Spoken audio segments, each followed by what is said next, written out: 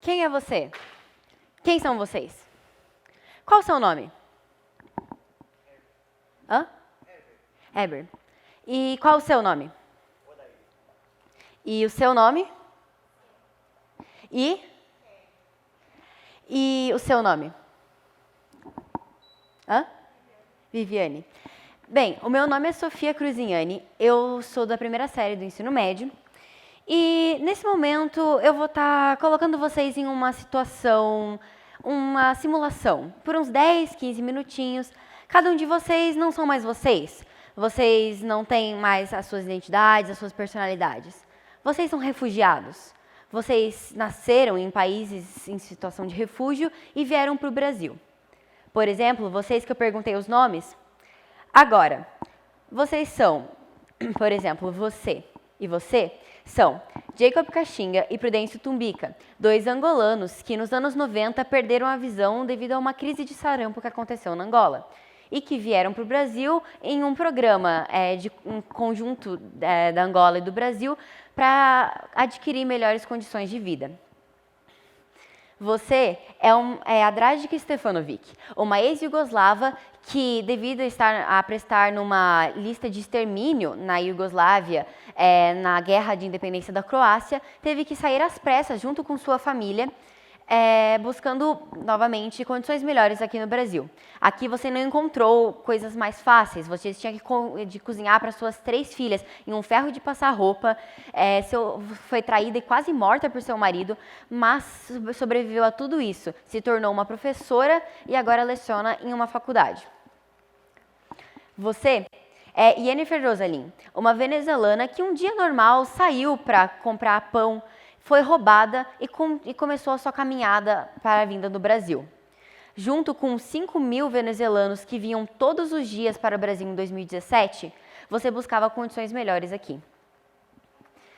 Você é Gerson Camperi, um haitiano que hoje em dia é um estudante de contabilidade, mas que aos 14 anos foi dormir em um dia normal, porém foi acordado com estrondos. E esses estrondos eram os terremotos que aconteciam nos acidentes naturais no Haiti.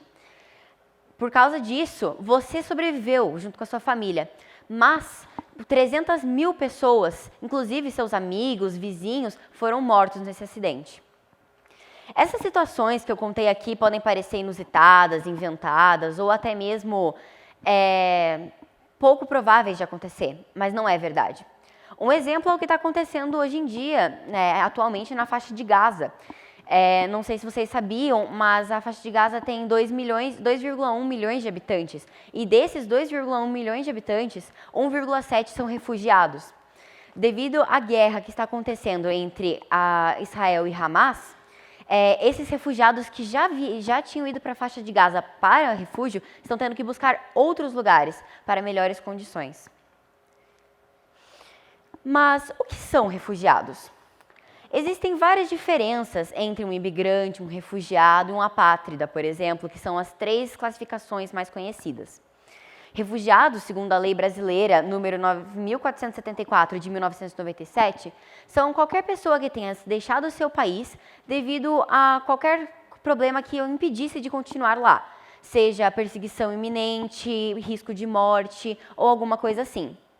Por exemplo, existem 89,3 milhões de imigrantes forçados no mundo hoje em dia. É bom lembrar que não são só imigrantes vindos de países necessitados, ou que a gente normalmente imagina, sendo, por exemplo, Oriente Médio, da África, coisa assim. Na verdade, por exemplo, 7,72 milhões desses são brasileiros. Pessoas que tiveram que sair de suas casas devido a acidentes naturais, a cassação, a guerras civis, coisas assim. Aqui no Brasil, infelizmente, ainda é um problema muito sério você ser quem você é. De vez em quando, dependendo da pessoa, você ser quem você é, manifestar uma opinião, pode ser um motivo para ser caçado, para receber ameaças de morte. Existem também, além dos refugiados, como eu já falei, os imigrantes. São qualquer pessoa que saia do seu país para ir para outro. É bom saber que todo refugiado é um imigrante, mas que nem todo imigrante é um refugiado. Também existem os apátridas, aqueles que não têm nacionalidade reconhecida por nenhum país. Pode ser devido à discriminação contra minorias na legislação nacional ou conflitos de leis entre países. Como eu trago os dados aqui nesse slide, existem 65 mil refugiados reconhecidos oficialmente no Brasil, porém muitos outros não são. Em 2017, houveram 20 mil pedidos venezuelanos para refúgio aqui no Brasil, mas apenas 18, não 18 mil, 18 unidades foram aprovados. 30 mil pedidos haitianos e 2 aprovados. E o que acontece com todos esses outros milhares de pessoas que estão sendo deixadas de lado? Elas são consideradas como apátridas, como se simplesmente não existissem. Não tendo uma documentação, não sendo reconhecidos como pessoas, elas não têm acesso à saúde, ao SUS, à educação básica, à jurisdição, ou seja, a qualquer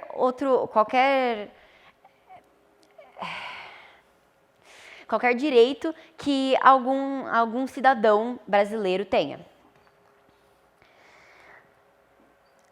Qualquer coisa.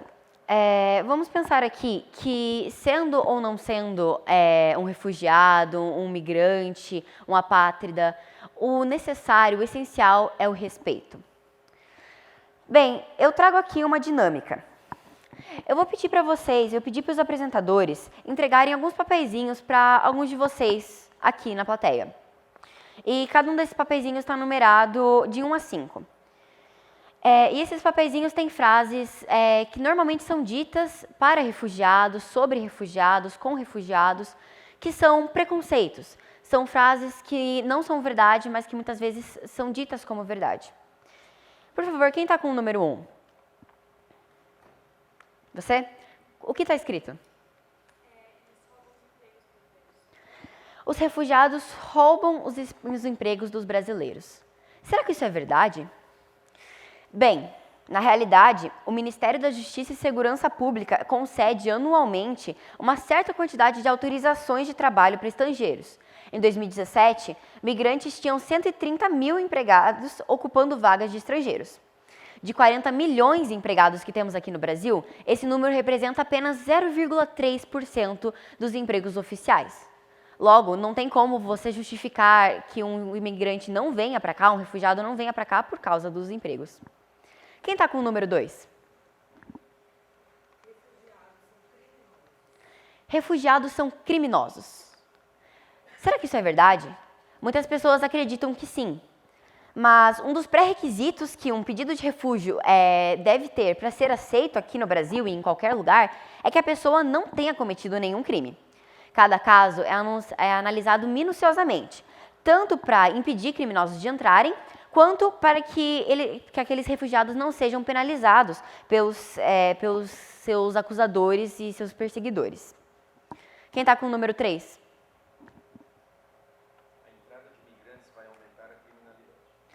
A entrada de imigrantes vai aumentar a criminalidade.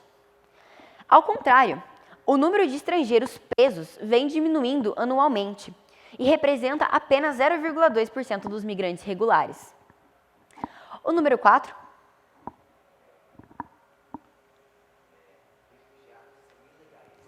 Refugiados são ilegais. Será que isso é verdade? Vamos pensar um pouco. Tem como uma pessoa ser ilegal? Tem como um indivíduo ser ilegal? Um ser humano?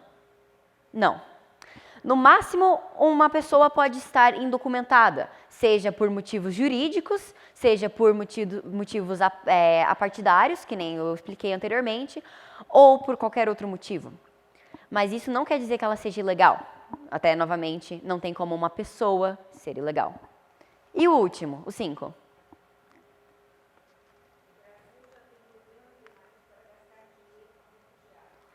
O Brasil já tem problemas demais para gastar dinheiro com refugiados. Bem, vamos pensar na economia. Refugiados e imigrantes, eles movimentam a economia local. Eles consomem produtos, eles exercem serviços e pagam impostos. Fora da economia, pensando culturalmente, são oportunidades de trocas culturais, de inovação e de diversidade. Eu termino a minha apresentação citando o que um refugiado chamado Thomas, de onde eu tirei todas essas informações do livro Valentes, já dizia: nunca na minha vida pensei que um dia estaria refugiado. Mas acontece. Hoje, estamos vendo os brasileiros expulsando os venezuelanos em Pacaraima. Há 5 anos, eles não sabiam que viriam para cá. O brasileiro não sabe o que vai acontecer amanhã.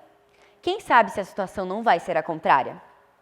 A Declaração Universal dos Direitos Humanos diz que todo país é obrigado a aceitar os refugiados. E nós, como cidadãos, como pessoas respeitosas, também somos. Muito obrigada.